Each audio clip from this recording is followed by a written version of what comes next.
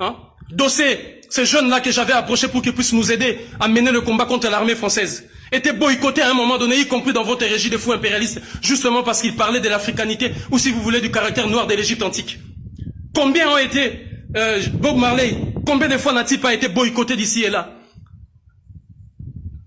Fally Ipupa n'a rien du charisme, de la prestance et de la puissance de Brenda Fassie. Mais lorsque le peuple sud-africain s'est élevé, Brenda Fassie a donné de sa voix, de son temps, de son énergie pour justement accompagner ces combats de la libération. Fally Ipupa ne donne pas de son temps et de son énergie pour soigner la douleur. Vous vous trompez. Il a justement une ONG, il a une fondation et c'est financé par l'Union européenne. L'Union européenne vole 1000 milliards à l'Afrique et donne 500 francs pour aller faire de dons ici et là. Et vous voulez qu'on applaudisse des conneries comme ça? D'autant plus que vous, les Occidentaux, vous avez habitué les Africains à l'assistanat. Hein? Et vous voulez qu'on continue ainsi. Pourquoi ces ONG n'aident-elles pas ces jeunes qui sont en train de déambuler en France, qui aujourd'hui se livrent dans des trafics de drogue et au consort? Pourquoi on ne les aide pas? Pourquoi on ne met pas les moyens pour les aider? Ils ont mis en place une politique de l'ASE, récupérant des enfants aux mains de leurs parents. Quel est le résultat de tous ces enfants? Pourquoi ces ONG ne vont pas travailler là-bas? Pourquoi ne mettent-ils pas les moyens pour aider les jeunes qui sont en Martinique, en Guadeloupe, et qui souffrent d'ici et là?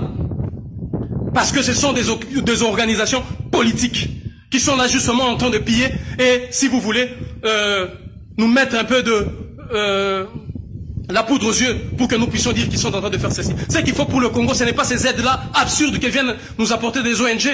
C'est justement la mise en place d'un gouvernement véritable lorsque le peuple congolais et la République démocratique du Congo appartiendra véritablement à ces peuples qui va se battre nuit et jour pour qu'il y ait une distribution équitable des richesses nationales. C'est ça le salut du Congo. Mais ce n'est pas les simples dons, les petites enveloppes là dont nous avions besoin. Alors faites attention, c'est la première fois que je m'adresse à un individu et je te montre mon doigt. Authentiquement africain, je te dis, je te surveille la nuit comme le jour.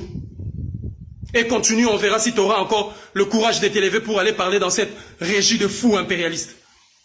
Il faut avoir à respecter les gens. C'est ça qui t'étonne parce qu'on a brûlé quelques poubelles à Paris. Lorsqu'ils ont brûlé l'Afrique, ça ne t'a pas étonné. Hein, ça ne t'a pas choqué. Lorsqu'ils ont brûlé la Côte d'Ivoire, lorsqu'ils ont brûlé la présidence ivoirienne, ça ne t'a pas choqué. J'apporte mon soutien indéfectible et non mesuré à toute la jeunesse combattante et à toute la résistance panafricaine et africaine du Congo pour cette démonstration de force. Il a déclenché la guerre et la lutte va continuer.